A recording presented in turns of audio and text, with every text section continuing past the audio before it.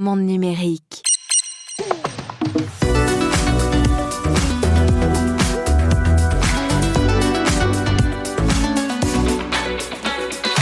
La France peut-elle rattraper son retard en matière de robotique et notamment de robotique humanoïde ? Dans cet épisode, on parle robot avec le premier prototype de la start-up parisienne Uma. Et puis on va parler aussi du nouveau modèle de Mistral AI pour permettre aux robots de se déplacer.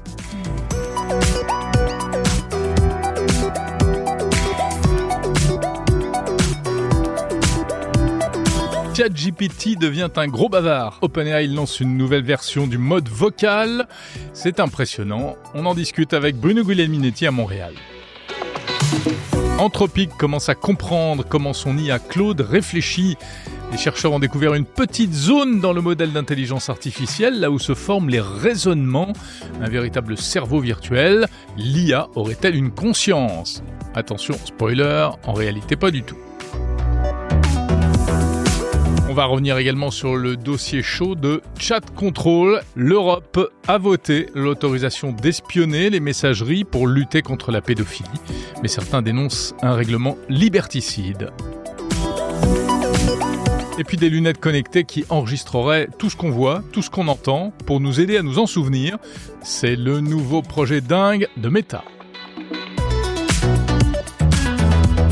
Enfin, on s'intéresse à la généalogie dans cet épisode avec le créateur du logiciel Généatique. On verra ce que l'IA apporte aujourd'hui à la généalogie qui passionne toujours des millions de Français.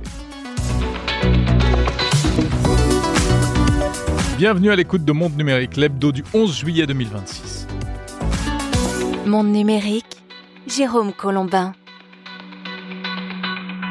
C'est parti pour ce nouvel épisode de l'hebdo, le dernier hebdo de la saison, car Monde Numérique va prendre un peu de vacances. Mais rassurez-vous, je ne vous abandonne pas cet été et vous allez pouvoir continuer à écouter ce podcast tranquillement sur la plage ou à la montagne ou ailleurs, où que vous soyez.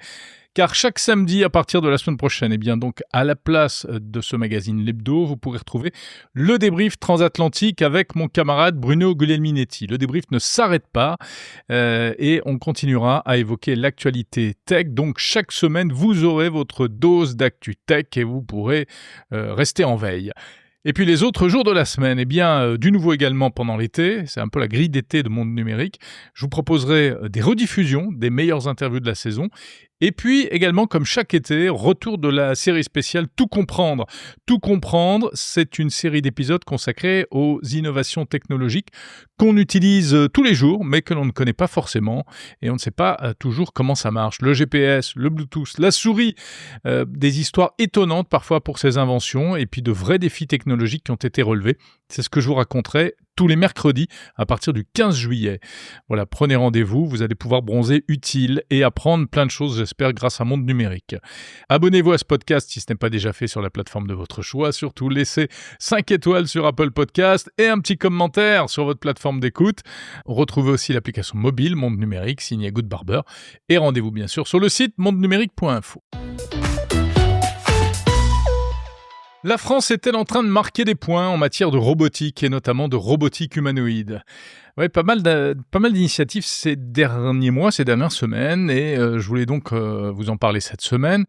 On a eu l'occasion déjà dans Monde Numérique de parler de Vandercraft, pionnier en matière d'exosquelette robotique, de Enchanted Tools avec son petit robot Miroka, on les salue au passage, ou encore le bordelais Pollen, récemment racheté par Hugging Face. Mais cette semaine, les projecteurs étaient braqués sur une start-up parisienne, installée au cœur du 9e arrondissement. Une start-up inconnue jusqu'à présent, mais qui sort du bois, si on peut dire. Il s'agit de Uma, UMA. Uma a dévoilé son premier prototype de robot humanoïde. Alors pour l'instant, ce n'est encore qu'un prototype. C'est une espèce de machine, comme on a pu en voir ici et là. Elle n'est pas encore vraiment habillée, mais il faut dire qu'elle a été développée en seulement 9 mois par une équipe d'une trentaine d'ingénieurs, certains de très haut niveau. Le cofondateur Rémi Cadenne est un ancien ingénieur de Tesla qui avait travaillé sur les voitures, un peu également sur le robot Optimus de Tesla, et puis également chez Hugging Face. Alors je me suis rendu au siège d'Uma pour voir tout cela, et vous pourrez entendre dans la deuxième partie de cette émission une interview exclusive de Rémi Cadenne.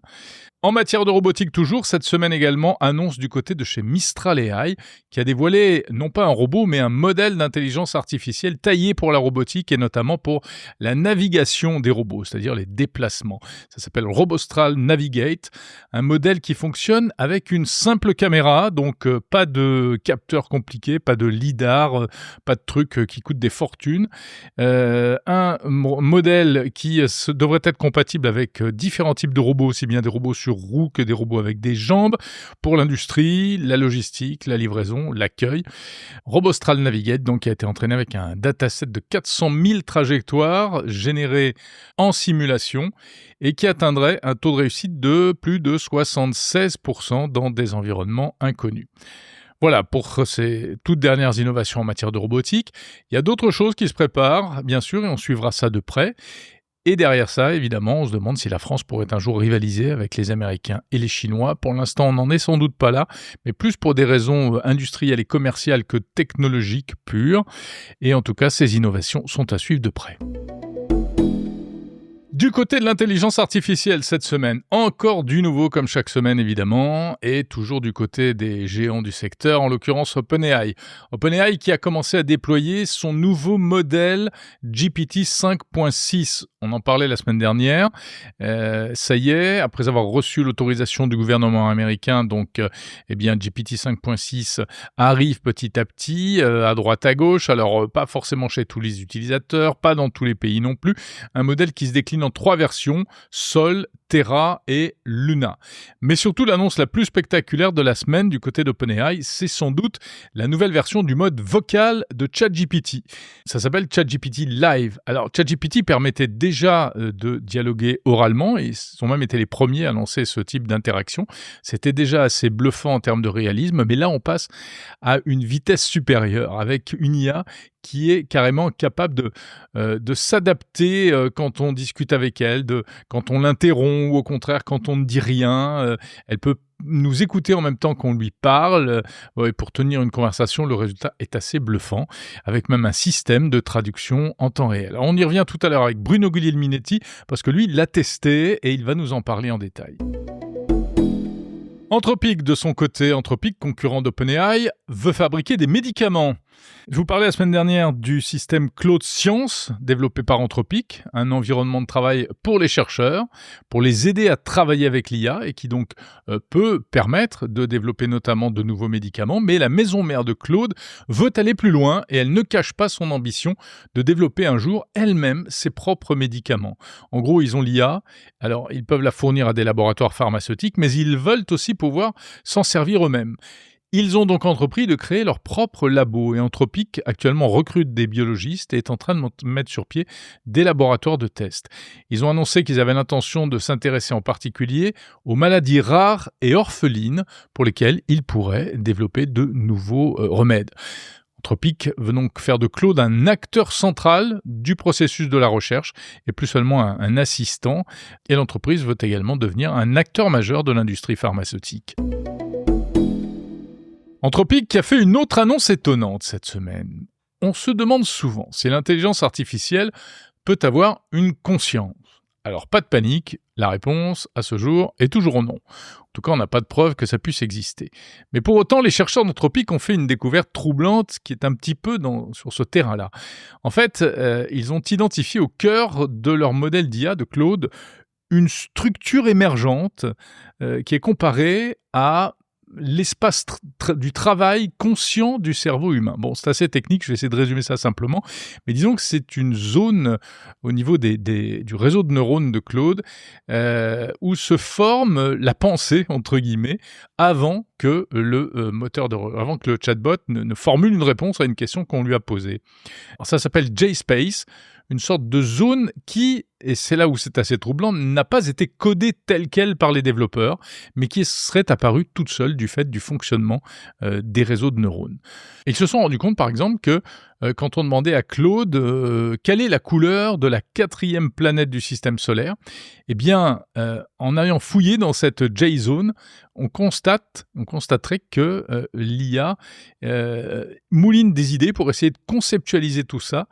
Et la première réponse qui sort dans sa tête, c'est Mars, Mais elle ne le dit pas, elle le garde pour elle, avant de formuler la réponse demandée, qui en l'occurrence est donc rouge, puisqu'on lui demande la couleur. Alors, ça paraît tout bête pour un humain, puisque nous, on fonctionne comme ça. En principe, en théorie, on réfléchit avant de parler, mais on ne savait pas exactement comment ça se passait au niveau des intelligences artificielles. Et là, les scientifiques d'Anthropic, ont tiré les fils et apparemment on arrive ainsi à comprendre un petit peu mieux comment ça se passe. C'est intéressant parce que c'est une manière de pénétrer la boîte noire de l'IA, et de découvrir notamment s'il n'y a pas des choses parfois qui sont cachées, et notamment en matière de cybersécurité, genre des trucs auxquels Claude pense, mais qu'il ne dit pas parce que c'est pas exactement ce qu'on lui a demandé. Donc voilà. Est-ce que ça veut dire que Claude aurait une espèce de conscience cachée ? Eh bien, absolument pas, et les scientifiques sont formels, c'est simplement un pur mécanisme technique, mais qui révèle ce qu'on pourrait assimiler à une part de raisonnement complexe des réseaux de neurones, et c'est assez fascinant. Allez, on revient sur Terre avec cette décision qui a dû énerver en haut lieu à Cupertino, chez Apple, car Apple a perdu sa partie contre l'Union européenne concernant l'ouverture de son App Store à la concurrence. Le 8 juillet, la Cour générale de l'Union européenne a rejeté le recours déposé par Apple. C'est un vrai revers judiciaire pour la marque américaine. Et le jugement confirme le statut de gatekeeper, c'est-à-dire de contrôleur d'accès défini par le DMA, le Digital Market Act, c'est-à-dire pour les entreprises qui dépassent 45 millions d'utilisateurs mensuels en Europe. Concrètement, ça se traduit par quoi ? Eh bien, Apple, comme cela avait déjà été ordonné, va devoir ouvrir des magasins d'applications tiers sur l'iPhone pour qu'on puisse télécharger des applications qui ne sont pas passées par les fourches codines d'Apple. Le tribunal a également confirmé l'interdiction de croiser les données personnelles des utilisateurs entre les différents services de la marque sans consentement explicite. Donc, confirmation du jugement pour Apple, qui au passage va devoir aussi régler l'amende de 500 millions d'euros qui lui a été infligée dans le cadre de cette affaire. Et surtout pour Apple, c'est surtout la marque, son jardin fermé semble s'effriter progressivement sur le marché européen. Cela dit, Apple peut encore faire appel devant la Cour de justice de l'Union européenne. Des lunettes connectées qui enregistreraient tout ce qu'on voit et tout ce qu'on entend pour nous aider à nous en souvenir. C'est le projet un peu dingue sur lequel travaillerait actuellement le groupe Meta. Meta qu'on connaît déjà pour ses différents modèles de lunettes intelligentes, connectées, qui sont déjà commercialisées. Mais là, ça va plus loin, ça s'appelle le Super Sensing, et ce serait donc un concept de lunettes équipées de caméras, de micros et d'assistants par intelligence artificielle, qui enregistrerait absolument tout autour de nous tout au long de la journée. Pourquoi ? Eh bien parce qu'après, on pourrait lui demander plein de choses. Par exemple, on pourrait lui demander « Tiens, quel est le nom de la personne qu'on m'a présenté ce matin en réunion ? Je ne me rappelle pas. » Ou bien « Quel est ce restaurant devant lequel je suis passé tout à l'heure ?»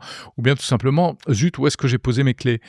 L'assistant, lui, le saurait parce qu'il l'a vu et il l'a noté et il est prêt à répondre à la question. Voilà une sorte de délégation de la mémoire. Alors ça ressemble un peu à des choses qu'on a déjà vues chez Google ou encore aussi chez OpenAI, qui a un projet d'assistant permanent comme ça en préparation. C'est très séduisant en apparence, pour des tas de personnes qui peut-être ont tendance à oublier leurs affaires ou bien dans des tas de situations à la fois personnelles ou professionnelles. Mais évidemment, ça pose un sacré nombre de questions en matière de protection de la vie privée. Car finalement, ça révèle surtout une chose, c'est que autant l'être humain a une mémoire finalement éphémère et puis intime, parce qu'elle n'appartient qu'à lui, eh bien autant le numérique, pour faire la même chose, lui, a besoin d'enregistrer, de sauvegarder et donc potentiellement de donner accès à d'autres à toutes ces informations. Il n'a pas cette mémoire éphémère et intime. On imagine évidemment ce qui pourrait découler de ce genre d'innovation, même si Meta affirme travailler avec une approche de protection de la vie privée dès la conception, ce qu'on appelle le privacy by design. Mais ce projet pose quand même un certain nombre de questions quasi existentielles, je trouve. Et d'ailleurs, c'est pour ça que j'en ai fait un épisode spécial Zoom Tech à retrouver sur le fil du monde numérique, paru hier, en date du 10 juillet. Et on termine par une news anecdotique, juste pour votre culture générale. Ne dites plus GAFAM quand vous parlez des géants américains de la tech. Et non, désormais, il vaut mieux dire Mangos, M-A-N-G-O-S. Alors, ça ne veut pas dire la même chose, mais ça s'explique. GAFAM, ça voulait dire Google, Amazon, Facebook, Apple, Microsoft. Mais aujourd'hui, eh bien, ce ne sont peut-être plus eux les vrais maîtres du monde. Ce sont plutôt Meta, Anthropic, Nvidia, Google, OpenAI ou encore SpaceX. Et du coup, ça nous fait Mangos. Voilà, en tout cas, c'est ce qu'a publié sur X au mois de juin un ingénieur du nom de Krishna B avec une image pour donner vie à ce nouvel acronyme. Alors, il n'y a rien d'officiel évidemment, c'est pas validé par l'Académie française, mais ça a fait pas mal de buzz, ça a été repris partout. Et donc, voilà, c'est un peu la naissance des Mangos. Et si on vous en parle, vous saurez de quoi il s'agit. Mangos, Meta, Anthropic, Nvidia, Google, OpenAI et SpaceX.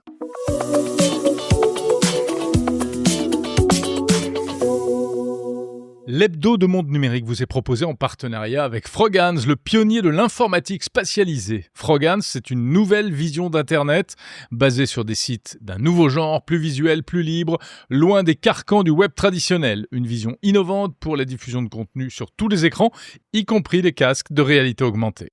Les sites Frogans sont réalisés grâce à un langage dédié, le FSDL, désormais disponible en version bêta pour les développeurs professionnels. Frogans est un projet français, ouvert, tourné vers l'Internet de demain. Pour en savoir plus et découvrir Frogans sous toutes les coutures, rendez-vous sur f2r2.fr. f2r2.fr. Et merci à Frogans de soutenir Monde Numérique. Le débrief transatlantique. Salut Bruno Guglielminetti à Montréal. Salut Jérôme Colombin à Paris. Mon cher Bruno, cette semaine, une actu débordante, ça ne t'a pas échappé. Il y a un projet de réglementation européenne qui fait couler beaucoup d'encre. Ça s'appelle Chat Control. Est-ce que tu as entendu parler de ça? Il y a longtemps, oui. Ouais. Mais là, je suis tombé en bas de ma chaise quand j'ai appris que ça avait été accepté. Et oui, tu en avais entendu parler il y a longtemps parce qu'effectivement, c'est un truc qui est dans les tiroirs depuis pas mal de temps, qui a failli passer 2 fois de suite. Enfin, 2 fois. À chaque fois, ça a été retoqué. Et là, ça y est, cette semaine, le 9 juillet, ça a été adopté au Parlement. Donc, Chat Control, qu'est-ce que c'est? Eh bien, c'est un système qui vise, il faut dire pourquoi ça existe, qui vise à lutter contre la pédopornographie sur les réseaux sociaux, ce qui est un véritable drame, fléau, et en ouais. plus un fléau et avec une ampleur incroyable. En 2023, on parlait de 100 millions d'images d'abus sexuels touchant les enfants, enfin un truc de fou. Et donc, eh bien là, on met les grands moyens, les plateformes auront la possibilité d'écouter ou en tout cas de surveiller tout ce qui échange, tout ce qui circule sur les plateformes de réseaux sociaux, donc À la WhatsApp, recherche de... Signal, Messenger, Telegram, etc., à la recherche des images, des vidéos éventuelles, ou même simplement des propos à connotation pédopornographique pour pouvoir les signaler aux autorités et évidemment freiner leur propagation. Oui, mais Jérôme, vous étant le grand pays de toutes les libertés, Ouais. ça ne doit pas faire plaisir à tout le monde de voir une nouvelle fonctionnalité comme ça qui fait en sorte que les autorités maintenant passent à travers toutes les discussions qui circulent. Bah, c'est exactement ça, parce que oui, on est le pays des libertés, mais voilà, pour beaucoup, on l'est plus vraiment le pays des libertés, et à force de vouloir garantir les libertés des uns, on en vient souvent à instaurer des règlements qui sont de plus en plus... alors moi, je vais pas employer ce mot, moi je vais pas adopter une position trop tranchée par rapport à ça, parce que je trouve que c'est un sujet hyper difficile, mais effectivement, certains dénoncent l'aspect liberticide de ce règlement, qui potentiellement ouvre la porte à tous les abus, parce que lutter contre la pédopornographie, tout le monde est d'accord. Le problème, c'est les dérives, les exagérations potentielles. Si demain, on étend cela à, je sais pas quoi... le terrorisme, et derrière le terrorisme, il peut y avoir le terrorisme intérieur, entre guillemets, l'activisme politique, etc. Alors, on commence à se Où ça rapprocher de la s'arrête. liberté d'activité, c'est ça. Exactement, effectivement. Donc, c'est ce que tout le monde craint. Et là, l'idée, c'est que ça se fait sans mandat. C'est ça la subtilité. Absolument, Parce tu as raison que de le préciser. dans C'est le sans passer passé, par un juge. Ouais. C'est ça, parce que dans le passé, ça se faisait, mais il fallait qu'il y ait quand même un mandat qui soit signé par un juge. Et même chose ici au pays, de l'autre côté de l'Atlantique. Et quand le mandat était signé, bon, ben là, les forces policières, ou en tout cas les services de renseignement pouvaient faire ce qu'ils voulaient avec ça. Bien sûr. Mais là, on parle de carrément, c'est une pratique, c'est un robinet, vous l'ouvrez, puis vous regardez ce qui passe. Voilà, donc c'est un truc qui fait vraiment polémique, même si c'est très pointu, donc c'est pas une polémique qui est encore vraiment remontée au niveau, tu vois, du débat public, parce que c'est un peu subtil. Mais dans la sphère tech, dans la sphère numérique, ça fait couler beaucoup d'encre et je pense qu'on va encore en entendre parler dans les prochaines semaines. Je ne veux pas en rajouter une couche, Jérôme, mais tu me permettras de te relancer sur cette histoire de... C'est quoi la nouvelle loi qui dit que les nouveaux véhicules en France vont devoir être dotés, entre autres, d'une caméra qui va viser le chauffeur? Oui, absolument. Bah, c'est encore une disposition qui vise à nous surveiller pour notre plus grand bonheur et pour le respect de nos libertés. C'est depuis cette semaine également, depuis le 7 juillet exactement, toutes les voitures neuves qui sont vendues dans l'Union européenne, elles doivent avoir 2 nouveaux systèmes de sécurité. L'un, c'est le freinage d'urgence automatique et l'autre, eh ben, tiens-toi bien, c'est une caméra à l'intérieur qui est braquée sur le conducteur. Alors, c'est une caméra infrarouge. Et qui sert à quoi? Qui sert à détecter quand on passe trop de temps avec le regard ailleurs que sur la route. Détaché que sur la route. Sur ton téléphone, sur la console principale, etc. Le voisin, la voisine. Ouais. Voilà, exactement. Donc le dispositif va devenir obligatoire. Alors, pour l'instant, c'est que pour les véhicules neufs. Donc ça veut dire que si on possède déjà une voiture, on n'a rien à faire et on n'a rien à nous reprocher. Mais c'est vrai que ça pose quand même question. Moi, je sais que la première fois que je suis monté dans une Tesla et que j'ai vu ce petit œil comme ça là qui surveille tout l'habitacle, ça m'a un peu gêné. Je n'ai pas de caméra à l'intérieur de ma voiture. Moi, j'en ai une qui regarde à l'extérieur, une dashcam. Je pense que c'est un peu une limite et c'est dommage quelque part d'en arriver là. Mais c'est vrai que c'est pour des questions de sécurité. Il y a de plus en plus d'abus. Il y a le nombre de gens qui conduisent en regardant leur téléphone, plus encore aujourd'hui avec les fonctions d'automatisation, avec la voiture autonome qui arrive ou les voitures semi-autonomes où tu es quand même censé conserver les mains sur le volant. On voit bien toutes ces images qui viennent des États-Unis où tu as des propriétaires de Tesla avec le FSD où normalement ils doivent garder les mains sur le volant et qui font n'importe quoi. La dernière fois, là, j'ai vu passer des images d'une femme avec 2 enfants à bord qui dormait. Elle dormait dans sa voiture sur l'autoroute. Donc les gens font absolument n'importe quoi. Alors effectivement, face à ce n'importe quoi, eh bien, on en arrive à des mesures un peu coercitives. Maintenant, je trouve que, et ça c'est mon côté râleur européen, plutôt que d'essayer de fliquer de plus en plus, développons les voitures autonomes, les vraies voitures autonomes. Et nous, en Europe, eh ben, c'est toujours pas autorisé. Ça commence un petit peu à arriver en Grande-Bretagne, au Danemark, par-ci, par-là. Mais il n'y a rien qui est fait pour favoriser le développement des voitures autonomes. Là, il y a Waymo, l'opérateur filiale de Google, qui vient d'ouvrir des bureaux en France, à Paris. Ouais. Alors, on ne sait pas trop ce que ça veut dire. Vraisemblablement, ils vont commencer à faire circuler des véhicules Waymo en France, ce qui va être une première. Et parce qu'il faut d'abord qu'elles s'entraînent, et puis ensuite, il y aura ouverture du service commercial. Mais c'est vers ça qu'il faut aller. Je veux dire, il faut lâcher le volant. Il va falloir qu'on puisse lâcher le volant plutôt que de devoir nous fliquer pour nous obliger à garder les mains sur le volant. Sauf que pour l'instant, il faut garder les mains sur le volant. Ouais, sauf que la différence entre les 2 avenues, c'est que si tu as une caméra qui est capable de voir en temps réel ce que les gens ne regardent pas la route, il y a des amendes pour ça. Oui. Et donc, branche ce système-là au service qui fait l'émission des amendes. T'imagines les revenus que ça va donner à l'État, ça? Bah oui, si c'est mis. Alors pour l'instant, on n'en est pas là. Il n'y a pas encore cette connexion. Non, en fait, ce système-là, on est à un pas, là. Ah bah on est à un pas de le faire entrer en vigueur. Ouais, bien sûr. Bruno, on parle d'intelligence artificielle un peu? Parce que quand même... Ben oui, ça c'est le segment IA de notre rencontre. Ouais, ça fait un quart d'heure qu'on discute, on n'a pas parlé d'IA encore. Ben je le sais, ça commence à me manquer. Je sais quoi, ces rendez-vous-là. Bon, est-ce que tu as essayé le nouveau mode vocal de ChatGPT qui est censé casser la baraque et révolutionner notre vie quotidienne? Tu vas me faire rire, hein? Ce matin, on en parlait avant qu'on s'en parle officiellement maintenant. Ouais, parce que chez toi, c'est le matin, chez moi, c'est l'après-midi, là. Oui, tout à fait. C'est ça. Et dans le milieu, il y a l'Atlantique. Et donc, je me suis amusé à l'essayer. Écoute, c'est juste fou. Parce que là, tu as vraiment... Et c'est drôle parce que j'ai l'impression, ça fait 3 ans qu'on en parle là, du mode vocal qui arrive. Et chaque fois, je suis surpris de voir l'expérience devenir de plus en plus près de la réalité d'une conversation entre deux humains. Et là, je me suis...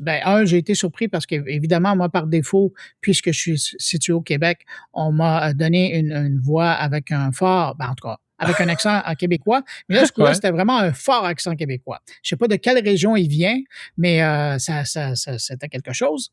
Et puis, en plus, à un moment donné, c'est que j'ai tellement été surpris que je suis parti à rire et il m'a entendu rire et lui aussi s'est mis à rire. Mais non. Oui, mais aussi rapidement que... Exactement. Aussi rapidement que quand je pourrais faire une blague qui te fait sourire ou qui te fait rire et que tu souris et que tu ris, ça a été dans les mêmes délais. Il n'y a pas eu de latence dans l'expérience. Voilà. Et là, je suis parti doublement en rire en disant, voyons donc. Et lui m'a répondu, je suis content de voir que ça te fait rire de m'entendre comme ça. Bon, bref, c'est une grande histoire d'amour qui commence avec le... Donc, l'info, c'est que c'est le mode vocal de ChatGPT qui existait déjà. C'est grandement amélioré. Mais qui s'est grandement amélioré, qui s'appelle maintenant le GPT Live One.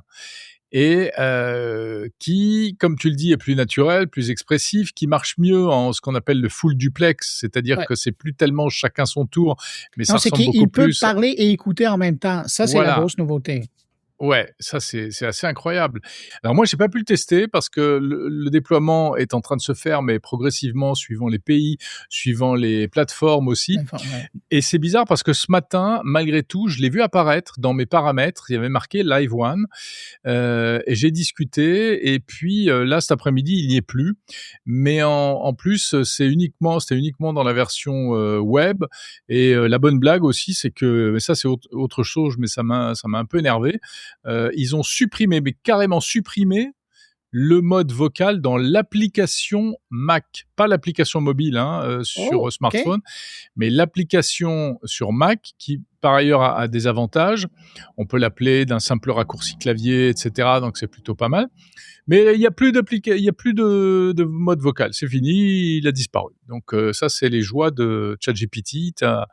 T'as pas du tout les mêmes expériences suivant la plateforme. En fait, l'outil, la plateforme sur laquelle tu l'utilises. C'est un peu dommage. Grok aussi, il y a une nouvelle version cette semaine. C'est Grok 4.5. Grok 4.5, oui, puis tu fais bien de faire un clin d'œil à ça, parce que donc c'est disponible. Pas en Europe, mais c'est disponible. Ça va, ne rigole pas, ne sois pas ça. Non, c'est pas disponible en Europe. Bon, d'accord. Qu'est-ce que tu veux que je te dise? Mais si vous êtes, disons que vous venez en Amérique. Ça y est, j'ai demandé mon passeport canadien, moi. Bon, t'es bienvenu. C'est sûr que t'es bienvenu. Mais donc, c'est ça, Grok 4.5, ça peut vous intéresser si le code vous intéresse, la programmation, ou sinon l'organisation, le traitement de données en entreprise. C'est vraiment les deux marchés sur lesquels les gens de SpaceX AI veulent travailler avec ça. D'ailleurs, ça fait un beau nom à dire, hein? SpaceX AI. SpaceX AI, ouais. C'est la nouvelle appellation de la maison d'Elon Musk. Et donc, et c'est ce segment qui vise. Il est assez performant. Et moi, j'ai regardé des simulations qu'ils ont fait. Ils étaient capables de créer, et puis ça, seulement à partir d'une requête, le système planétaire que l'on connaît, là, qui est près de chez nous. Et donc, d'avoir un module qu'on accède sur le web à partir de Grok 4.5. Donc, d'avoir un système solaire. Et donc, on pouvait faire tourner le système solaire. Wow. T'as presque l'impression de jouer au bon Dieu, de dire « Ouais, je fais bouger l'univers ». Et c'est programmé par Grok, ça. Ouais. Et donc, c'est quelqu'un qui a fait une requête là, pour avoir ça, mais tu as le système solaire et tu le déplaces. Et moi, je me suis amusé à regarder la situation de la Terre par rapport à Mercure, par rapport à Jupiter. Et c'est vraiment impressionnant. Normalement, tu verrais ça, c'était quelqu'un qui aurait passé des mois à programmer ça. Mais là, c'était une requête, puis on est arrivé avec chez ça. Nous, À Paris, tu vas au Palais de la Découverte et il y a des trucs comme ça, mais... Ça a coûté quoi, 100 000 € faire un truc comme ça, là? C'est pas sur écran, en plus. C'est des boules en bois et tout. Bon, ben c'est ça. Alors, tu vois, mais là, tu as vraiment l'impression d'avoir un contrôle sur l'univers et de pouvoir le bouger dans la perspective. C'est assez impressionnant. Jérôme? Oui, Bruno? Tu me permets de te relancer. Je sais que vendredi, tu as fait un papier sur l'histoire des lunettes de Meta là, qui décident. Puis je ne veux pas revenir parce que ça va être embêtant pour les gens qui ont déjà consommé ce que tu as produit. Il faut aller écouter. Oui, mais j'invite les gens à aller écouter. Mais parallèlement, je ne sais pas si tu avais vu passer cette semaine, il y a... Parce que là, on parle pour les gens qui n'ont pas écouté puis qui veulent nous suivre, là, on parle de Meta qui est en train de réfléchir à la production d'une paire de lunettes qui, en temps réel, en continu, va enregistrer ce qu'on voit et ce qu'on entend pour, par la suite, l'utilisateur puisse consulter pour dire qu'est-ce qui s'est passé à ce moment-là, qu'est-ce que la personne a dit, quelle couleur était le chandail de la personne que j'ai croisée, genre le truc comme ça. Mais parallèlement, je suis tombé là-dessus. Il y a Spotify qui est en train de préparer une nouvelle paire de lunettes. Et elle va être basée sur Android XR. Et eux, ce qu'ils veulent faire, c'est vraiment bluffant, c'est de te permettre d'avoir une playlist, une liste de lecture en fonction de ce que tu es en train de vivre. Alors, imagine-toi, là, tu es sur le bord de la Méditerranée. Oui. Ouais, non, mais attends la scène. Ambiance romantique, amoureuse, bucolique. Attends.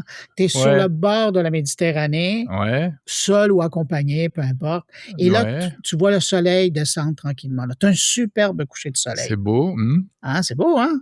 OK. Imagine, t'appuies sur ta petite paire de lunettes et pouf! Tu n'as même pas besoin de rien demander Wow. et la musique va commencer en fonction de la scène que tu es en train de voir. Ah là là là. Alors, Bruno, imagine, t'es en pleine scène de ménage, par exemple. Ben, tu cliques et t'as une musique, t'as une bande son qui parle pour ça. T'as quoi? T'as de la musique militaire? T'as du... Ben, ça dépend des propos de l'autre. Du métal? mais quand même, hein? Ah ouais, c'est la musique d'ambiance sur ce que les lunettes voient. Ben, ça rejoint tout à fait effectivement ce que je disais dans ma chronique de vendredi, qui est cette espèce on va avoir bientôt des yeux assistés et des oreilles assistées, ou enfin des yeux supplémentaires, et qui auront un avantage par rapport à nous, c'est que ils auront une mémoire, une compréhension immédiate que nous on n'aura pas forcément. Ouais. Mais ce n'est pas sans poser certains problèmes, parce qu'effectivement, si on a tous des trucs qui enregistrent en permanence, bonjour la société d'ultra-surveillance. Bruno, de quoi parles-tu cette semaine dans ton carnet? Ben, d'une autre super idée. Tu sais que pour les gens de Proton, là, les Suisses qu'on aime bien, ils viennent de développer une IA. Et donc, l'IA qui est très confidentielle, qui est très privée. Écoute, tout à fait. Je me suis abonné et je suis en train de la tester, justement. Comment elle s'appelle déjà? Je peux dire que j'ai fait une entrevue avec le grand patron de la chose. C'est une entrevue en anglais, mais c'est quand même à écouter. C'est fort intéressant. Et puis aussi une entrevue, pas une entrevue, un panel. Tu sais probablement pas, mais là, tu vas le savoir, que nous, à l'automne, c'est la grande élection provinciale, alors qui sera au pouvoir au Québec. Et tout le dossier de la souveraineté numérique, de l'info nuagique, des droits, des lois, tout ça, de part et d'autre, là, les gens dans l'industrie essaient de pousser ça pour que ça devienne des enjeux de campagne. Et puis, j'ai invité dans mon carnet 2 personnes qui sont du milieu pour justement discuter de ce à quoi à l'automne prochain avec un nouveau gouvernement, parce que selon les sondages, ceux qui sont là ont peu de chances de revenir. Alors, qu'est-ce qu'un nouveau gouvernement devrait faire? Alors, on en parle dans mon carnet. Merci Bruno, on se retrouve la semaine prochaine. Alors, si tout va bien, je serai un peu au soleil, je te raconterai ça. Enfin, du soleil, il y en a partout, cela dit. Mais disons, je serai plus près de la mer que d'habitude. Voilà. Allez, bon soleil. Ciao, Salut. Ciao. Et retrouvez la version intégrale de ce débrief Transat avec Bruno la semaine prochaine, 13 juillet. On parlera notamment du retour en force des écouteurs filaires.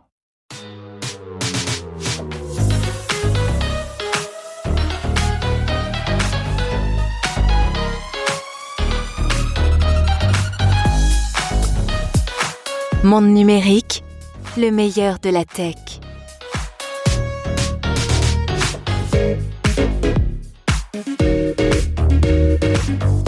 Plus de 70% des Français se disent intéressés par la généalogie. C'est ce que révèle un sondage IFOP réalisé récemment. Remonter sur les traces de ses ancêtres et surtout faire son arbre généalogique, eh bien, c'est ce que permettent des logiciels spécialisés depuis longtemps comme Généanet ou Généatique. Des programmes qui s'améliorent aujourd'hui grâce à l'intelligence artificielle. On va en parler tout à l'heure avec le créateur de Généatique, un des pionniers du secteur. Mais avant cela, vous allez faire la connaissance donc maintenant d'un nouveau petit robot humanoïde français, l'un des premiers du genre dévoilé cette semaine à Paris. Je veux parler du robot de la start-up Huma, j'ai rencontré son créateur. Les interviews qui vont suivre sont proposées en version intégrale si vous écoutez Monde Numérique l'Hebdo Premium sur Apple Podcast ou Spotify. Sinon, retrouvez-les en épisodes séparés, long format, la semaine prochaine sur toutes les plateformes de podcast. Bonjour Rémi Cadenne. Bonjour. Vous êtes CEO et fondateur de la société Huma, UMA, toute jeune entreprise de robotique française. Vous n'avez que quelques mois d'existence. Vous pouvez nous présenter un petit peu Huma ? On a développé en 9 mois, donc en temps record, à la fois l'intelligence artificielle du robot, donc le cerveau du robot, ce qui lui permet d'apprendre en temps réel. Donc on a créé cette nouvelle méthode qui s'appelle Real-Time Learning, l'apprentissage en temps réel, comme quand vous apprenez pour la première fois à nouer les lacets, vos parents vous apprennent, vous montrent, et puis ensuite par une séquence d'essais et d'erreurs des fois, et bien très rapidement vous allez apprendre et vos mains vont savoir le faire de façon quasi innée. Et donc c'est cette capacité très rapide d'apprentissage qu'on développe dans ces robots. Et puis le deuxième, c'est le corps du robot. Et donc Nous, on développe tout, IA, software, hardware, des pieds, des jambes, au corps, aux bras, aux mains, à la tête. Et du coup, on a développé en 9 mois notre premier prototype, qu'on appelle version 0, version 0, et qui a été designé, assemblé à Paris, et qui tient debout tout seul, qui peut être contrôlé, qui peut bouger la tête, manipuler certains objets. Qui tient le coup quand on le bouscule aussi. Exactement, on témoigne de ça parce qu'on a essayé de le faire tomber. Et c'est un grand défi ça de la robotique, l'équilibre, et de faire en sorte que si on le pousse, il puisse se retrouver, ne pas se casser la figure. Exactement, en fait. C'est vraiment la clé du développement de ces robots, c'est qu'ils soient assez intelligents, assez adaptables pour être robustes dans plein d'environnements et surtout être le plus sécurisé possible. D'accord. Être conscient de l'environnement et donc ne pas tomber. Être aussi léger. Safety, c'est extrêmement important pour nous, c'est les fondations de ce qu'on fait. Et on est persuadé que les entreprises qui gagneront dans cette robotique, il y a plein d'acteurs, le marché est très grand, mais les entreprises qui gagneront, ce sont celles qui, en fait, créent la confiance dans cette nouvelle robotique qui va être amenée à être très présente dans nos vies. La confiance, qu'est-ce que vous voulez dire par là ? C'est-à-dire le fait que les robots ne soient pas dangereux ? Exactement, qu'ils soient des assistants mécaniques universels, donc qu'ils soient les plus à même de nous aider au quotidien, à la fois dans l'industrie, donc pour participer de la réindustrialisation, des besoins d'indépendance des pays, mais en plus de ça, même dans les laboratoires de recherche, où ils pourront sûrement accélérer en biologie tout un tas de manipulations d'objets liés à la recherche, et donc d'accélérer la recherche, les temps de recherche, et puis aussi éventuellement dans vos maisons. C'est une technologie qui permettra d'augmenter la qualité de vie pour tous. C'est votre vision. C'est pour ça qu'on crée cette robotique-là. Effectivement. C'est très difficile de faire un robot. On voit, il y a beaucoup d'annonces partout dans le monde, en Asie, aux États-Unis, en Europe, en France, donc. Et puis, en même temps, il faut faire la part des choses entre les jolies vidéos où on voit des robots qui sautent. En fait, ils sont télécommandés et puis ils peuvent pas faire ça très longtemps parce qu'ils chauffent, parce qu'au bout d'un moment, ils peuvent se casser la figure, etc. Et puis, la vision que vous décrivez, on en est quand même encore assez loin, finalement. Eh bien oui, mais il y a des challenges techniques, effectivement. Mais en fait, ça évolue très rapidement. En fait, on arrive à atteindre des capacités. Il y a seulement 2 ans, on était encore très très loin. Même d'imaginer certaines prouesses que ces robots sont capables d'effectuer. Donc je pense que les choses, justement, avancent rapidement et il faut faire le pari que l'innovation va s'accélérer et va permettre de développer ces robots. Nous, notre but, c'est à la fin de l'année d'avoir quelques robots dans des centres chez des customers, Les clients. des clients, des partenaires déployés et qui arrivent à automatiser des tâches qui peuvent être assez pénibles. Par exemple, quel type de tâches? Alors, on voit, vous faites des démonstrations ici au siège de Huma à Paris, d'un robot, tout au moins d'un bras robotique qui trie des pièces, c'est des chevilles de bricolage de différentes couleurs et qui peut les remettre, bien les ranger comme il faut. Alors, ça fait rêver tous les parents qui ont des enfants désordonnés. On se dit qu'un jour, peut-être le robot pourra ranger la chambre des enfants, même si c'est mieux que ce soit les enfants qui le fassent eux-mêmes. Mais est-ce que ça, c'est difficile pour en arriver là? Eh bien, oui, c'est un énorme challenge de pouvoir aller dans des environnements qui sont totalement déstructurés, désorganisés, et de pouvoir faire tout un tas de tâches. Et c'est pour ça que nous, on s'attaque à la logistique en premier, en Europe, là où le besoin est en fait un des plus forts au monde. Il y a énormément de centres logistiques, de traitement de colis, avec beaucoup de personnes qui font ce travail qui est assez pénible, épuisant. Il y a des secteurs où 60% des personnes en fait partent après 1 an parce que ils sont trop complexes. Donc ce sont des secteurs où on est persuadé que cette robotique peut permettre d'accélérer les choses et de répondre à un besoin. Donc selon vous, les robots, c'est pas fait pour prendre la place des humains et les jeter dehors, mais c'est plutôt pour faire ce que les humains n'ont plus envie de faire aujourd'hui. Effectivement, il y a des secteurs où le savoir-faire et les personnes en fait tend à devenir de plus en plus rares. Et les nouvelles générations sont beaucoup plus intéressées par d'autres métiers. Et donc, ce sont ces besoins-là que nous, on vise à adresser en premier. Il y a aussi un aspect qui, pour nous, est encore plus important. C'est que on fait face à une crise démographique, notamment en Europe, où on est déjà en dessous du seuil de renouvellement. Donc on est à 1.6 et le seuil est à 2.1. Donc on est déjà dans une pente où en fait le nombre total de population tend à diminuer. Ça crée aussi des tensions entre générations, ça crée tout un besoin et surtout une part de la valeur économique qui tend à manquer, qui va dans ces prochaines années manquer. Et donc pour maintenir le contrat social et même le renforcer, on pense que ces robots vont être très très importants et critiques, et ça va accélérer le développement de ces robots. Et c'est une dynamique démographique, cette dynamique démographique qui touche tous les pays du monde. Donc c'est ça qui va motiver cette robotique aussi. Donc il y a un marché énorme, ce qui explique aujourd'hui la profusion d'entreprises comme la vôtre, je dirais. Exactement. Non seulement le marché, mais aussi le fait que la technologie devient possible. Alors possible, mais bon, on le voit, on n'est pas encore au bout du chemin. Il y a encore des choses que les robots n'arrivent pas à faire, n'arrivent pas, même sur la durée. C'est quoi les grands défis, les grosses difficultés aujourd'hui? Les points de blocage? En fait, le premier, c'est vraiment l'intelligence artificielle.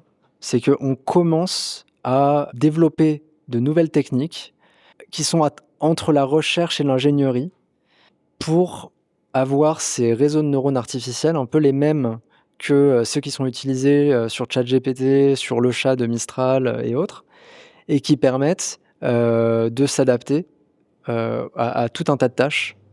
Et donc ça, c'est le premier défi. Il y a aussi 3 points, en fait. C'est la vitesse d'apprentissage qui est clé. La vitesse d'apprentissage sur, en fait, une nouvelle tâche qu'on va essayer d'apprendre au robot. Ça, c'est votre point fort? Effectivement, nous, avec la méthode qui rend Huma unique, c'est le real-time learning, donc l'apprentissage en temps réel. On se concentre sur des vitesses d'apprentissage qui sont les meilleures au monde. Ouais, mais on peut avoir une idée, c'est quoi la vitesse d'apprentissage d'un robot? Alors, nous, c'est un des points clés, donc on n'a pas encore communiqué dessus. Ah, c'est votre secret. C'est secret, on le fera sûrement bientôt. Et puis ensuite, il y a un deuxième aspect, c'est à quel point le robot peut opérer de façon autonome pendant des heures, sans intervention humaine. C'est-à-dire pour qu'il ne se trompe pas, pour qu'il ne tombe pas en panne, pour qu'il ne chauffe pas trop, etc. Alors, il y a cet aspect hardware, mais il y a le côté software. Parce qu'en fait, il y a beaucoup de tâches qui aujourd'hui ne sont pas automatisées, des tâches très répétitives, mais 1% du temps, il y a un petit problème, une petite chose imprévue qui n'a pas été programmée, qui fait que le robot s'arrête et qu'on est obligé d'intervenir. Comme les voitures autonomes. Certains modèles de voitures autonomes. Effectivement. Alors pour les voitures autonomes, il y a le côté aussi sécurité routière. Enfin, c'est pas juste des voitures totalement autonomes, mais il peut y avoir un assistant de conduite qui les rend utiles et qui fait qu'on peut récolter des données assez précises et pas trop chères pour les robots. En fait, c'est coûteux. Il faut et donc ces données de tâches qui ratent de cas vraiment à la marge, et bien ça, ce sont les données qui sont les plus précieuses et qui permettent d'entraîner des robots qui sont robustes à ces petits problèmes sur des chaînes d'assemblage, sur des chaînes de traitement logistique. Et donc avec ces nouvelles méthodes d'IA, l'idée c'est de pouvoir c'est d'avoir les méthodes pour y arriver, pour arriver à avoir assez d'intelligence pour que le robot se débrouille et qu'il n'y ait pas besoin d'intervention. On a un plan étape par étape, et là, le premier but, c'est de déployer quelques robots sur roue avec des capacités de dextérité chez des clients à la fin de l'année et de montrer la valeur de cette technologie. Et puis ensuite, on les a pas encore décrites, mais on a déjà plein d'idées en tête pour l'année d'après. Merci beaucoup, Rémi Cadenne, CEO et cofondateur de Uma. Et interview intégrale de Rémi Cadenne à retrouver la semaine prochaine sur le fil du podcast Monde Numérique et puis aussi en vidéo sur la chaîne YouTube. Vous pourrez donc voir des images de ce fameux robot. Et comme c'est une innovation française, Cocorico, eh bien, ce sera mardi 14 juillet.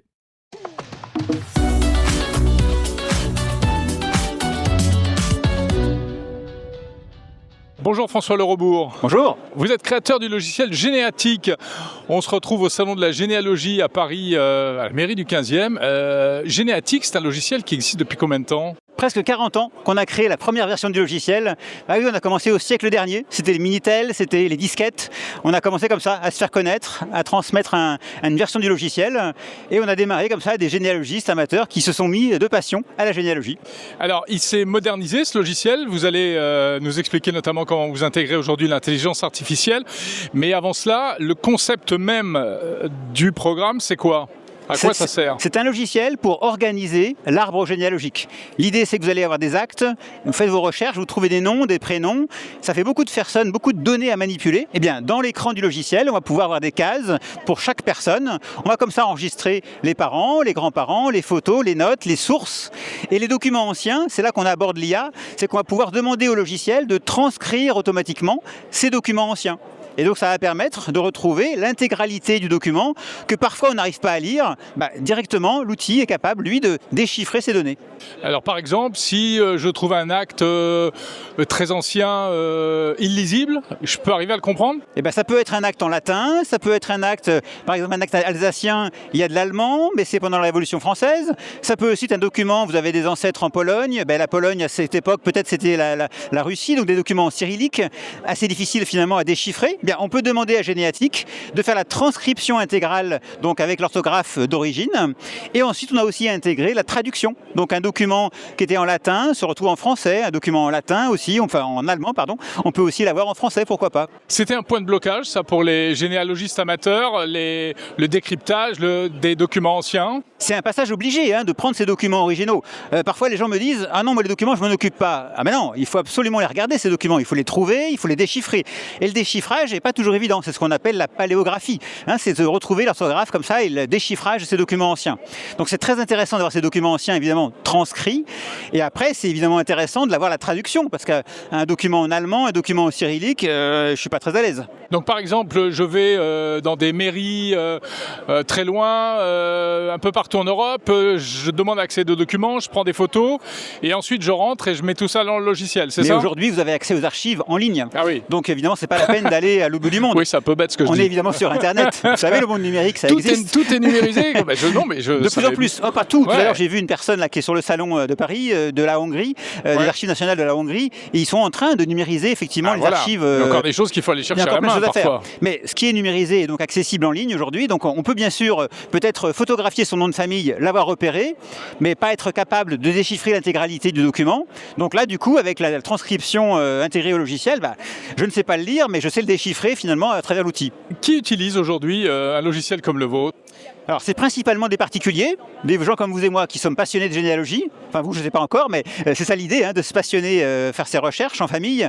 Évidemment, on a un grand-oncle, des cousins, des petits-neveux qui peuvent s'intéresser un peu à la famille. Mais tout ça, ça peut du coup être intéressant de le mettre en image, de mettre les photos, de mettre les documents, de mettre les noms, les anecdotes et de partager. On peut faire son livre après, de famille, et pouvoir le partager, pouvoir le transmettre aux enfants, aux petits-enfants. Est-ce que tous les documents qu'on trouve en ligne sont fiables? Alors, évidemment, on trouve plein de choses en ligne. On trouve des bases de données qui sont des généalogies qui ont été partagées, qui ont été créées par des utilisateurs. Et ces bases de données, forcément, il y a des erreurs. L'erreur est humaine. Donc, on trouve des données qui peuvent être intéressantes, mais à vérifier. Donc, la vérification, c'est bien sûr en passant par les documents généalogiques originaux. Il faut vraiment refaire l'enquête à chaque étape, déchiffrer le document et vérifier que ça concorde. Une date, un lieu, des patronymes. L'orthographe peut être un peu différente. Les noms peuvent avoir varié dans le temps. Parfois, une même personne a un nom écrit différemment sur 2 actes.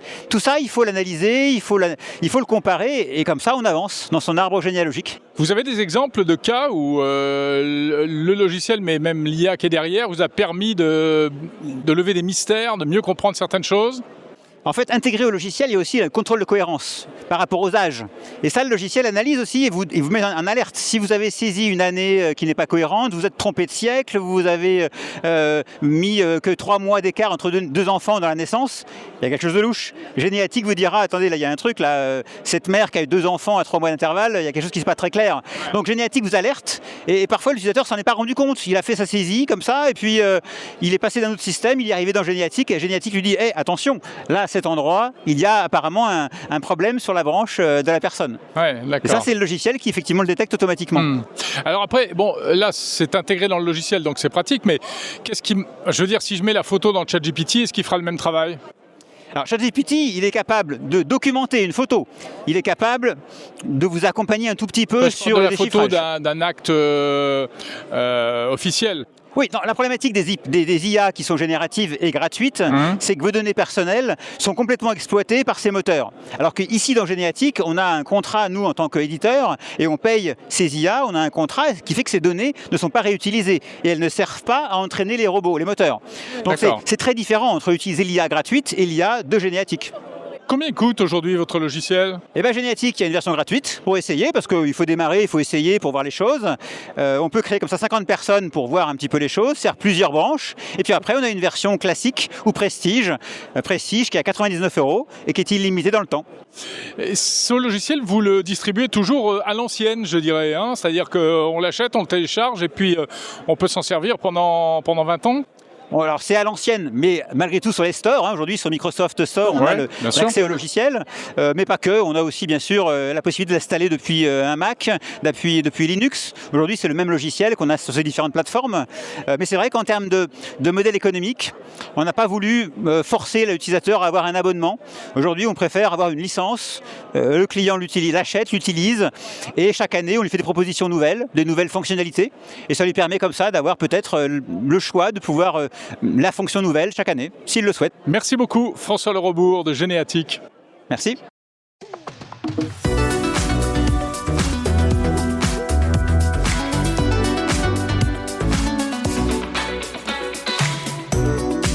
Voilà, c'est la fin de cet épisode de l'Hebdo de Monde Numérique en date du 11 juillet 2026. Merci de l'avoir écouté jusqu'au bout. J'espère que vous avez passé un bon moment. En tout cas, j'étais ravi de passer ce moment avec vous à nouveau. Comme tous les samedis depuis 5 ans maintenant. Hormis une petite période de break estival tous les ans. Et cette période commence maintenant pour l'année 2026. Autrement dit, bye bye les amis, je pars en vacances. Alors pas tout à fait en vacances. Je reste avec vous puisque je vous l'ai dit, rendez-vous la semaine prochaine, samedi, comme d'habitude, pour un rendez-vous que vous connaissez déjà, le débrief transatlantique. Plus de 30 minutes en collaboration avec mon camarade Bruno Guglielminetti du podcast Mon Carnet à Montréal, de part et d'autre de l'Atlantique. On reviendra pour vous sur l'actu tech de la semaine, donc vous ne raterez rien. Continuez à télécharger les épisodes de Monde Numérique. Et puis surtout, ne ratez pas non plus les autres épisodes que je vous propose, les autres jours de la semaine, des rediffusions d'interviews et puis la série spéciale Tout comprendre, ça démarre mercredi 15 juillet. Je vous donne rendez-vous et je compte sur vous. Et ensuite, ce sera tous les mercredis jusqu'à la fin août. Voilà, je vous souhaite un très bon été, surtout où que vous soyez, quoi que vous fassiez. Profitez-en pour recharger les batteries ou pour travailler double, parce que l'été, ça peut être aussi une bonne période pour bosser, mais aussi pour se remettre un peu les idées en place avant de repartir sur une bonne base. Merci encore pour votre fidélité. Restez abonnés à Monde Numérique et surtout, parlez-en à vos amis pour être de plus en plus nombreux à écouter ce podcast. Je vous souhaite une bonne semaine pleine de tech. Salut!